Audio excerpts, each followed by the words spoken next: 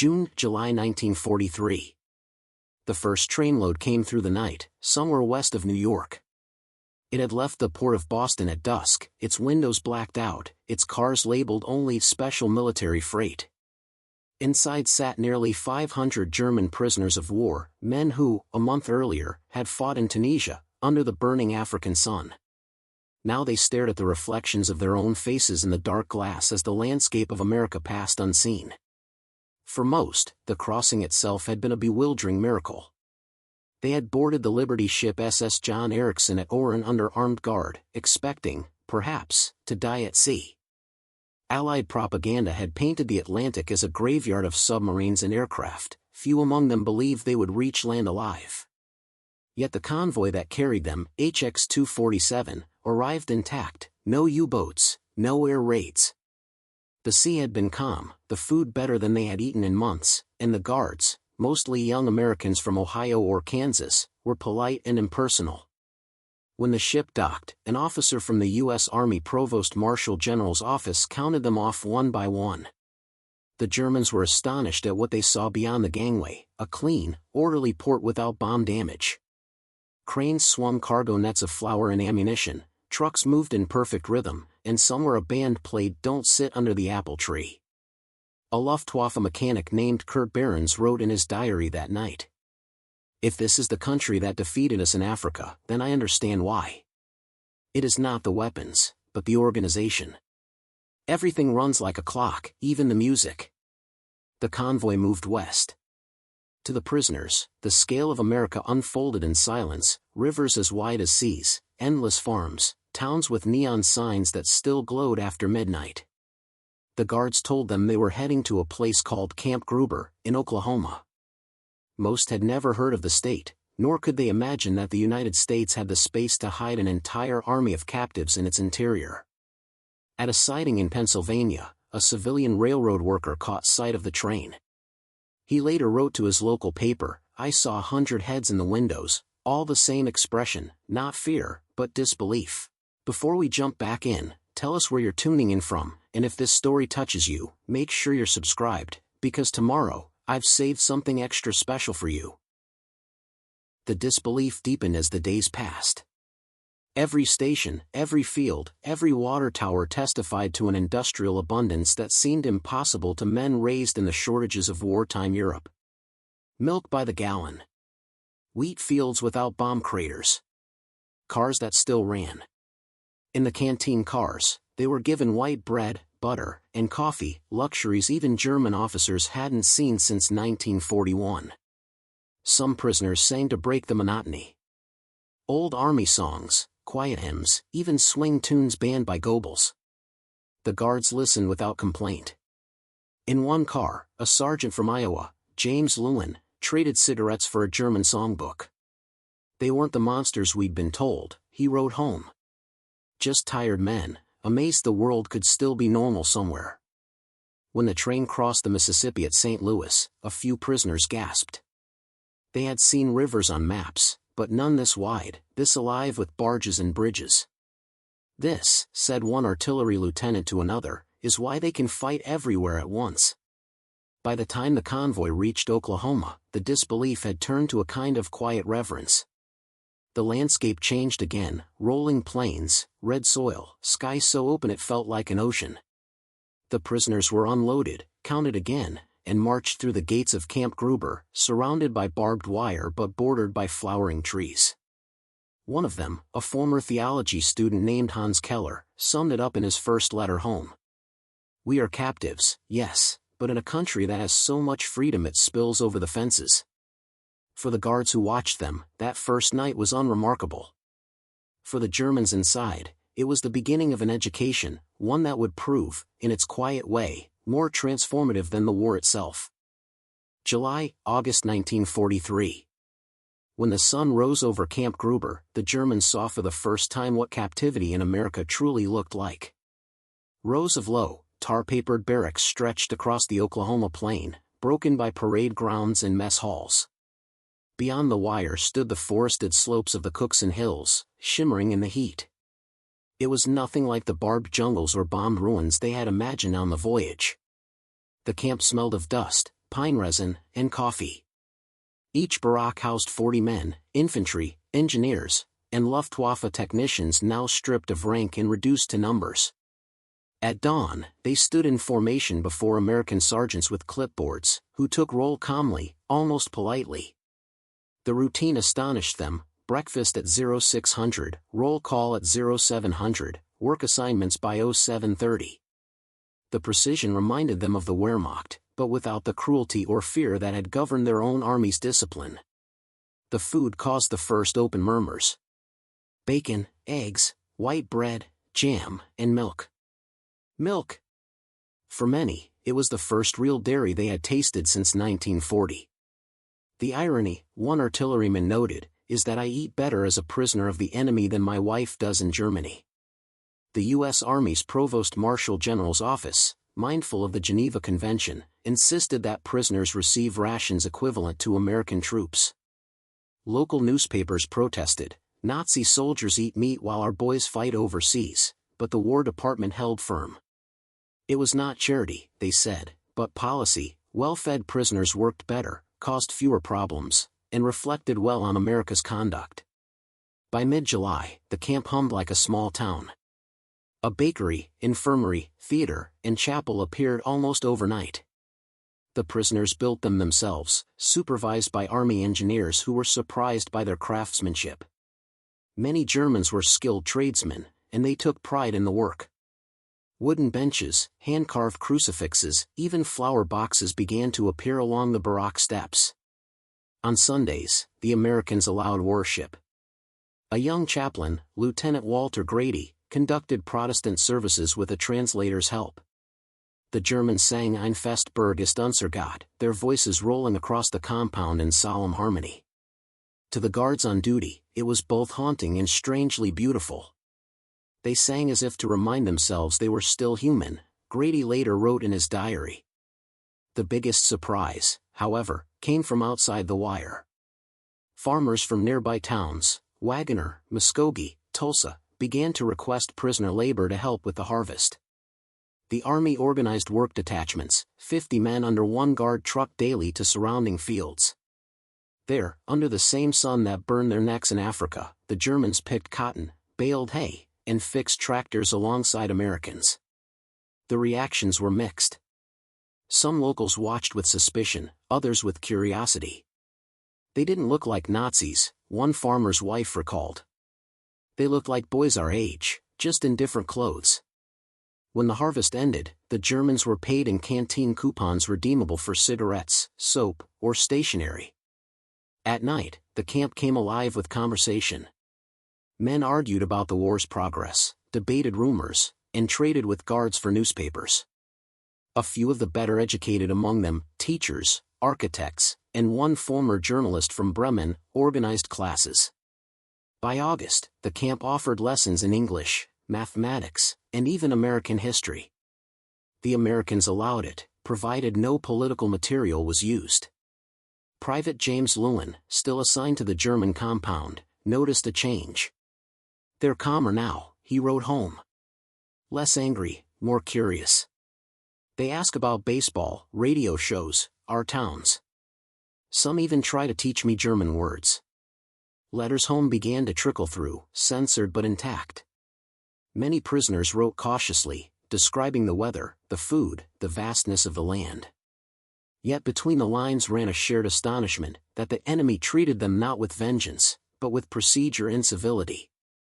By late summer, rumors spread that new groups of Germans were arriving, thousands more from North Africa, Sicily, and U-boat crews captured at sea. The men of Camp Gruber felt the first stirrings of hierarchy again, officers separated, the Afrika Korps veterans holding informal councils in the evenings. But beneath it all lingered a quiet respect for the land that held them. As one prisoner wrote in August 1943, "America is like an engine that never stops running. Even here, surrounded by fences, you can feel its motion, steady, enormous, unstoppable." They had come expecting retribution. What they found instead was efficiency, abundance, and a strange, disarming decency, the first signs of a transformation neither they nor their captors yet understood. September-October 1943. By the early autumn of 1943, the rhythms of captivity had become routine, yet nothing about America itself seemed routine to the men inside Camp Gruber. Every work detail beyond the fence revealed another contradiction between what they had been taught and what they saw. Most had grown up on Nazi propaganda that painted the United States as decadent, a land of chaos, racial mixing, and corruption. But when the work trucks rolled into the Oklahoma countryside each morning, the prisoners found no decadence, only order. Farmyards were neat, barns freshly painted, fields symmetrical and bursting with crops. Even the machinery astonished them. Tractors bigger than their trucks, threshers powered by gasoline engines, electric milking machines humming quietly in barns. A sergeant from Stuttgart, Ernst Haller, could not contain his wonder. In Germany, he said to his American guard, only the government has machines like this. The guard laughed. Here, even my uncle's got 2 of them. Haller later wrote in his diary. If they can make such things for every farmer, then their factories must be like cities themselves. The prisoners soon began to see those factories.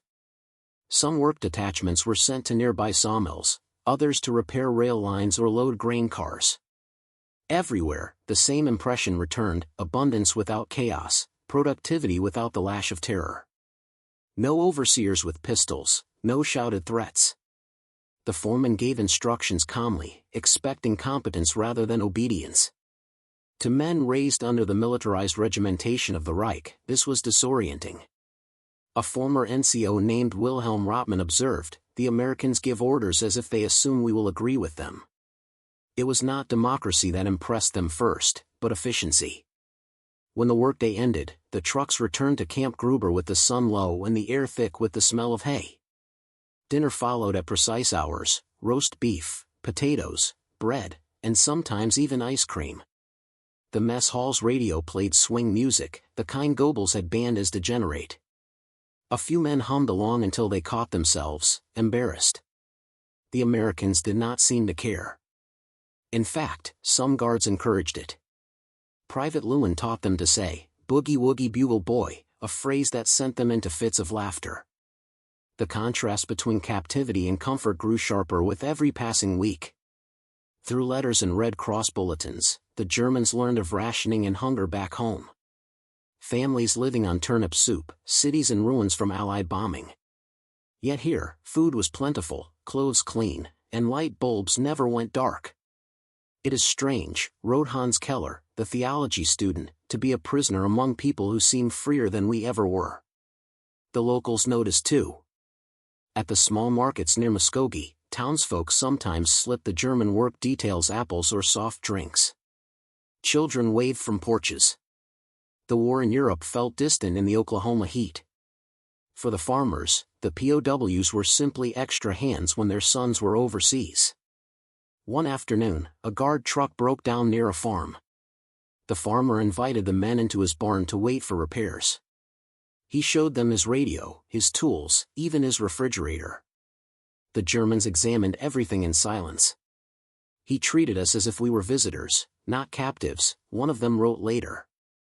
That night, when they returned to camp, the barracks buzzed with arguments. Could such wealth exist without exploitation? Was this American abundance simply illusion? Some claimed it was built on the suffering of others, Negroes, workers, immigrants. But even those who repeated the old slogans no longer believed them fully. The evidence around them was too consistent, too tangible. In October, a new truckload of prisoners arrived from New York, survivors of the U-118, captured in the Atlantic. They brought with them fresh arrogance, calling America a land of mongrels. Within a month, even they had softened. The Americans, one conceded, fight with machines and smiles. That combination is impossible to resist. For the first time, the Germans began to see themselves not as conquerors in exile, but as witnesses to a civilization larger than their ideology could contain. "We came expecting our enemy to be crude and material," Keller wrote in his final note that autumn.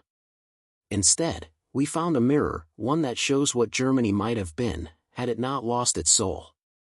The mirror of plenty reflected not just America's prosperity, but its quiet power, a power built not on domination, but on confidence. And to the men behind the wire, that realization was more unsettling than defeat itself. November, December 1943.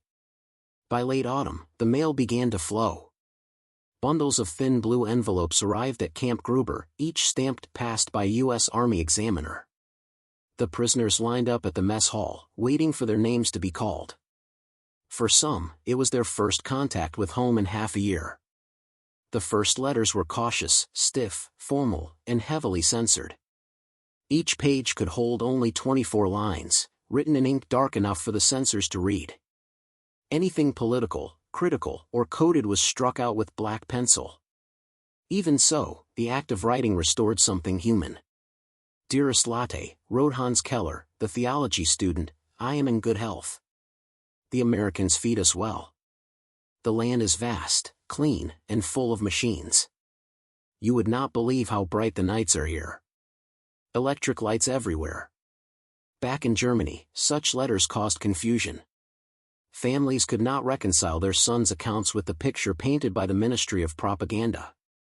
How could the degenerate Yankees be treating prisoners humanely, feeding them meat and milk, while their own citizens starved?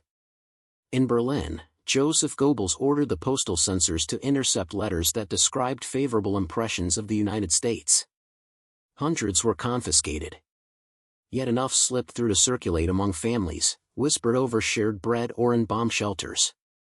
"My Carl says the Americans are fair," one woman told her neighbor. "He says they let them read and build gardens." Inside Camp Gruber, the letters became lifelines. Every evening, men gathered under the barack lamps to read aloud, translate, and discuss what their wives or parents had written. The letters from Germany were shorter, often grim. Bombings in Hamburg, shortages in Munich, rumors of executions. "We sleep in the cellar now," wrote one mother. "We pray every night for peace." The contrast gnawed at them. Here in captivity, they were warm, fed, and idle. At home, everything was burning. The sense of shame was quiet but deep. Corporal Ernst Haller confessed in his diary, "We are the defeated, yet we live as if we had won. Our families are the victors in endurance, not we." The American guards noticed the change in mood. The once rowdy prisoners now grew subdued after mail call. Some volunteered for extra work, preferring exhaustion to reflection. Others found solace in writing letters not only to family, but to the camp's Red Cross representatives, thanking them for supplies or asking for books in German. The censors read them all. Their notes reveal the slow transformation of belief. Early in 1943, most letters contained patriotic phrases, "For Führer" and "Fatherland." By the end of the year, such slogans had nearly vanished. In their place appeared curiosity, gratitude, even admiration. Private James Lewin, assigned to translation duty, copied excerpts for the intelligence section. One line from a mechanic struck him most. "We were told the Americans were slaves of money. But they seem slaves to nothing at all." The U.S. Army's psychological warfare branch took interest in such passages. They saw them as proof that humane treatment eroded Nazi morale more effectively than punishment ever could. Yet for the men themselves, the revelation was more personal than political. As winter came, the camp organized small Christmas services. The prisoners built a wooden nativity scene from scrap lumber and painted it with leftover barack paint. On Christmas Eve, they sang still-nacked in voices that trembled but did not break. Some guards joined in, humming softly from outside the fence. Letters that month carried a different tone entirely. "Do not fear for me," wrote Rotman, the former NCO, to his wife in Cologne. "The Americans have treated us with decency. Tell our son that not all enemies are devils." Few of those letters survived the war. Many were lost in transit, others destroyed in bombings. But enough remain in archives to chart the emotional geography of captivity, disbelief giving way to humility, and pride melting into reflection. By year's end, the men of Camp Gruber had begun to see themselves not as prisoners of war, but as witnesses to another civilization. Through their letters, that realization flowed back across the Atlantic, one censored sentence at a time, into a collapsing Reich that could no longer hide the truth. The fences, Keller wrote in his last letter of 1943, are not the prison. The old ideas are. Preparing and narrating this story took us a lot of time, so if you are enjoying it, like this video, it means a lot to us. Now back to the story. December 1943 to January 1944. Snow came to Camp Gruber on Christmas week, a thin white layer that dusted the red Oklahoma earth and settled gently on the barbed wire. For the first time since their capture, the Germans felt the cold bite of winter again, though not the kind they had known in Russia or the Ardennes. This was a different cold, clean, still, and distant from the thunder of war. The Americans, too, felt the change in mood. The guards decorated their own mess hall with paper garlands and tinsel shipped from the States. They played Bing Crosby's I'll Be Home for Christmas over the camp loudspeakers, a song that carried through the fences like an echo of two worlds longing for peace. Inside the German compound, preparations began weeks earlier. The men collected wood scraps, cardboard, and string from the maintenance sheds. They built a small Christmas tree from pine branches gathered beyond the outer fence under escort. With meticulous care, they carved ornaments from tin cans, polishing them until they gleamed in the lamplight. Chaplain Lieutenant Walter Grady obtained permission to hold a joint Christmas Eve service. It was to be open to both prisoners and guards, something unheard of in most POW camps. At sunset on December 24th, the chapel filled. The prisoners entered quietly, boots polished, uniforms pressed as best they could manage. The Americans sat toward the back, hats removed. Grady opened with a simple reading from the Gospel of Luke, then stepped aside. The German choir began to sing Still Nacht. Their voices were soft but steady, rising in perfect harmony until even the guards joined in on the final verse. Outside, the searchlights were dimmed by order of the camp commander, Colonel James Hathaway, who watched the scene in silence from the doorway. Later that night, the prisoners shared what little they had. Each barrack pulled its Red Cross parcels, chocolate, cigarettes, raisins, coffee, and divided them evenly. Someone fashioned a candle holder from a ration tin. Someone else played a harmonica. One of the Americans, Private Lewin, stood at the wire fence as the music drifted out. A prisoner approached and handed him a folded note through the mesh. It was written in careful English, "Thank you for letting us remember we are still men." Lewin kept it in his wallet until the war's end.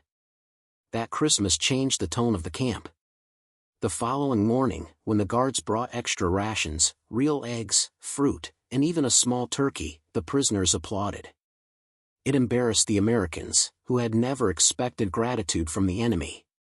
Later that day, a group of German woodworkers presented the camp commander with a hand-carved nativity scene as a token of respect. Hathaway accepted it formally, then had it placed in the camp office, where it remained until 1946. They have discipline, and they have pride, he noted in his report.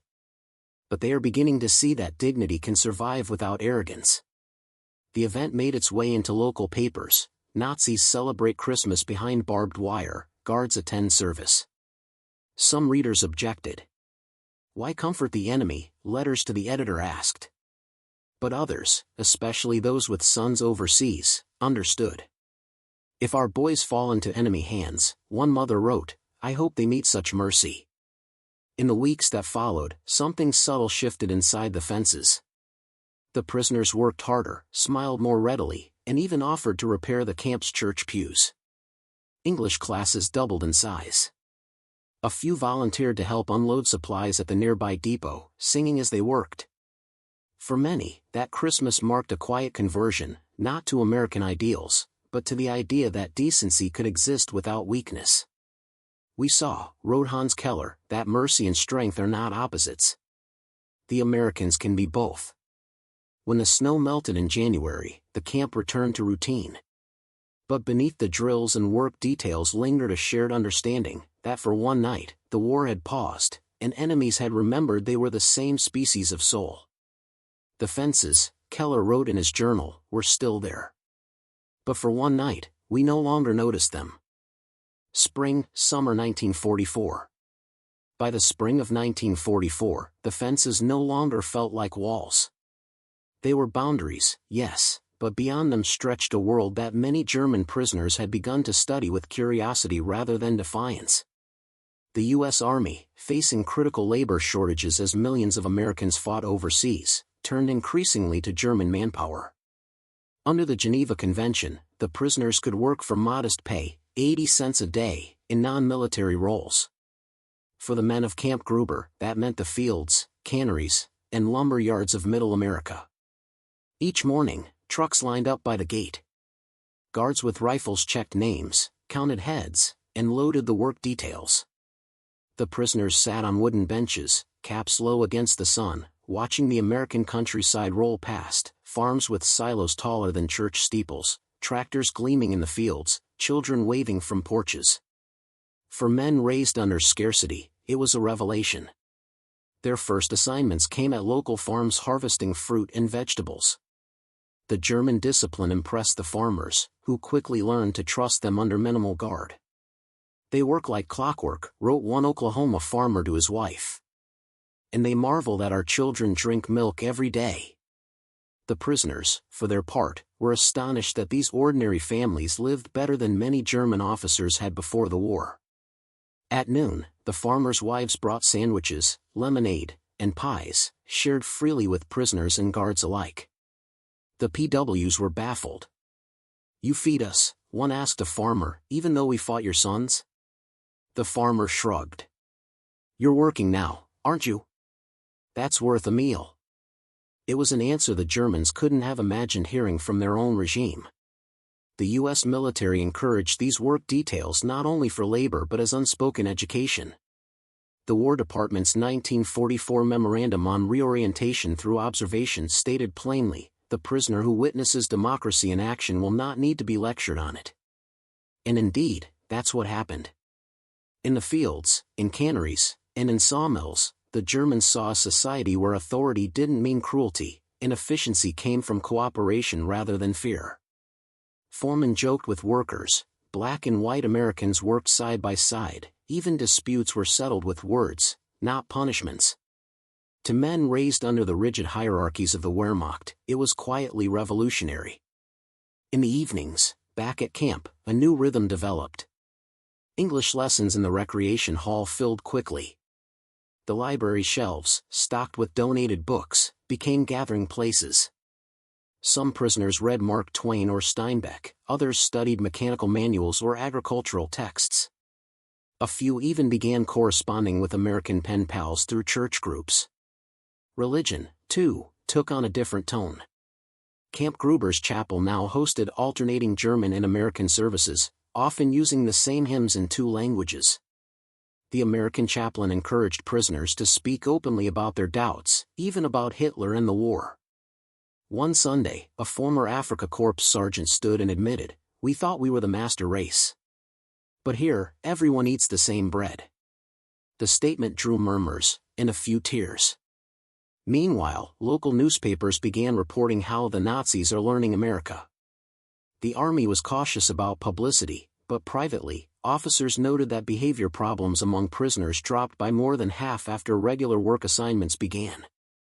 "They are calmer," wrote Colonel Hathaway, "and visibly healthier, physically and mentally.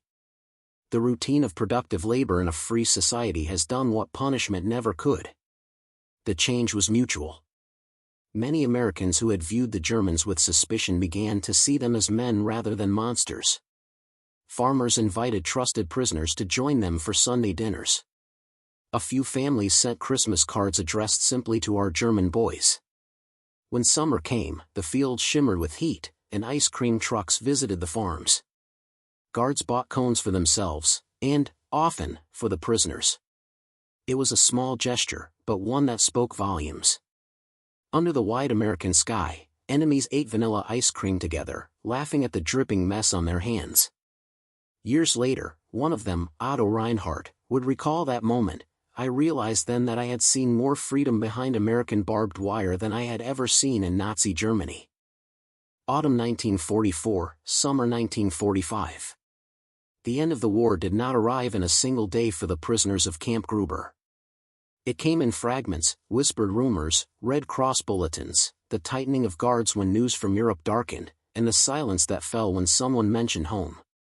By the autumn of 1944, letters from Germany were rare. The Allied advance into the Reich had severed mail routes, and even the censored correspondence that did arrive told grim stories: bombed cities, missing relatives, ration cards stamped to nothing. One postcard, passed from hand to hand in the barracks, showed only a single line: "The house is gone. We are alive." In December, when word reached the camp of the Ardennes offensive, the German prisoners listened intently to the radio reports, faces pale under the cold light. Some dared to hope, perhaps this will change everything. Others shook their heads.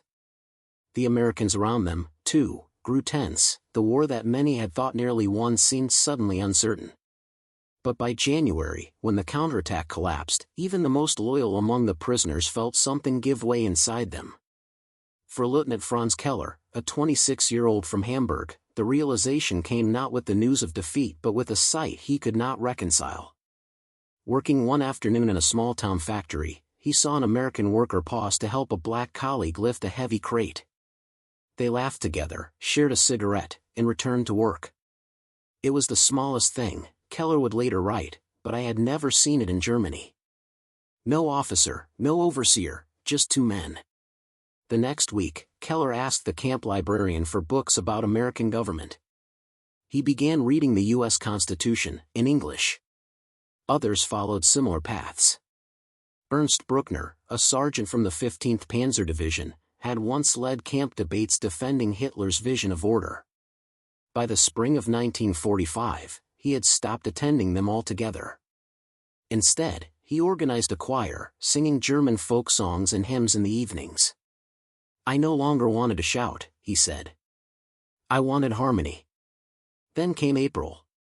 When word spread that Hitler was dead, the camp fell into stunned silence. No one cheered, no one wept. For hours, the prisoners spoke in low voices, trying to grasp the enormity of it. Some refused to believe. Others stared at the barbed wire, as though realizing it was no longer what trapped them.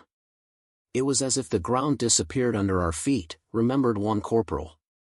"We had been told that without him, Germany would vanish. But America was still here, the sun still rose. We began to wonder who had lied." The American guards, too, seemed changed by the news. Some treated the men with an almost paternal gentleness, as if sensing their confusion. The camp's Lutheran chaplain held a service for all the dead, of every nation. Nearly every prisoner attended. When the choir sang Ein Fest Berg ist unser Gott, the same hymn that echoed in countless ruined churches back home, even the guards bowed their heads. By May 1945, when Germany's unconditional surrender was announced, Camp Gruber erupted in mixed emotion. Some prisoners cheered, not for victory, but for the end. Others collapsed on their bunks, too exhausted to speak. For the first time, they were no longer soldiers, but displaced men between worlds. Life in camp shifted quickly. The fences seemed lighter. American guards began calling them by name, not by number. Red Cross parcels arrived regularly, containing soap, chocolate, and newsprint from Europe. Many prisoners learned that their towns were now under Allied occupation. Some rejoiced at the thought of rebuilding, others grieved for what could never return. Yet even in that uncertainty, something remarkable endured. In late May, a group of prisoners painted a mural inside the recreation hall. It showed a plowed field stretching into a sunrise, with the words, in both English and German, Arbeit und Frieden, work in peace. The camp commander allowed it to stay. For many, that mural became their farewell. When the first repatriation lists were posted in the summer of 1945, men stood silently before the bulletin board, tracing their names with trembling fingers. They would soon be going home, though home had become an idea more fragile, more complicated than ever before. As the trucks rolled out through the gates, the Americans saluted them, and the Germans saluted back. No words were needed. The war had ended, but the lesson, the one they had learned in the heart of America, would follow them across the ocean. 1945-1950s. When the first convoys of German prisoners left the United States in late summer 1945, the mood was neither triumphant nor bitter, it was contemplative. Trucks rumbled past waving townsfolk, down the same roads they had first traveled in guarded silence 2 years before. Now, they were heading home, though none could quite define what home meant anymore. At Camp Gruber, Lieutenant Colonel Hathaway addressed the departing men from the back of a jeep. "You have worked hard," he said. "You've seen our country. Some of you may not agree with it, but I hope you understand it." The prisoners, standing in neat rows, listened without interruption. When he finished, a voice from the back called, "We thank you, sir, for showing us humanity." The interpreter hesitated, then translated. Hathaway nodded once. "Then take it with you." The journey home was long. The prisoners were first transported by train to East Coast embarkation camps, Fort Dix, Fort Meade, and Camp Shanks. There, they exchanged American denim for gray wool uniforms marked PW Europe. The Red Cross inspected them, issued fresh rations, and gave each man a small booklet, instructions for repatriated prisoners of war. Inside, a single line stood out, "Remember what you have learned." Crossing the Atlantic aboard Liberty ships, the men watched the sea stretch endless in gray, the horizon carrying both dread and hope. Conversations on deck often turned to what awaited them: ruined cities, broken families, a divided Germany. Some feared Soviet occupation, others longed simply to see familiar streets again. Yet even amid uncertainty, there was a strange calm. "The ocean was like our minds," one former sergeant wrote, "empty, but ready to be filled again." In the ports of Le Havre, Cherbourg, and Southampton, Allied officers processed the returnees before sending them eastward. There, the contrast struck them hard. France and Germany were wastelands, bridges twisted like skeletons, rail lines torn, cities reduced to soot. When the trains finally rolled into the shattered remains of Bremen and Hamburg, many wept silently. They had left barbed wire in abundance, and returned to freedom among ruins. Yet even in that devastation, seeds of something new took root. The returning prisoners, especially those who had worked and studied in American camps, carried with them habits and ideas that quietly reshaped post-war Germany. They were known by sociologists as the re-education generation. In towns like Hanover and Kassel, former PWs organized agricultural cooperatives modeled on the efficient American farms they had seen. Others reopened trade schools, teaching carpentry, mechanics, and electrical work using U.S. Army manuals they had brought home. Some even introduced democratic discussion groups and youth clubs, where debate replaced obedience as a civic virtue. One such man was Franz Keller, once a Wehrmacht lieutenant, now a schoolteacher. In 1947, he wrote to his former camp chaplain in Oklahoma, "I teach my students that freedom is not given, it is practiced. We learn that lesson behind your fences." There were thousands like him. Surveys conducted by the U.S. Office of Military Government in 1948 revealed that former POWs were among the most active participants in rebuilding Germany's civil institutions. Many volunteered for local councils, reconstruction projects, and church initiatives. They were also among the most outspoken opponents of neo-Nazi movements in the early 1950s. Still, reintegration was not easy. Some Germans viewed returnees with suspicion, believing they had been Americanized. Others simply could not understand how former enemies spoke warmly of their captors. But the former PWs were patient. "They showed us respect," said Otto Reinhardt, who became a Lutheran pastor after the war. "And so we learned to respect ourselves again." In 1955, when West Germany regained full sovereignty and the last POWs were finally repatriated from Soviet camps, American newspapers revisited the story of those who had once lived behind U.S. fences. The New York Times ran a small column titled "The Camp Lessons Endure." It quoted a German mayor, a former prisoner from Camp Gruber, saying, "America conquered us by its kindness." Decades later, the fields where those men had worked were plowed again, the barracks long demolished. Yet fragments of the story remained, murals in forgotten warehouses, faded photographs of guards and prisoners smiling side by side, and letters stored in family attics. When historians pieced together the records from the National Archives, the conclusion was unmistakable: for many German prisoners, captivity in the United States was not merely an interlude between battles, it was a transformation. They had arrived believing they were superior. They left understanding equality. They had come as soldiers of tyranny. They departed as witnesses to democracy.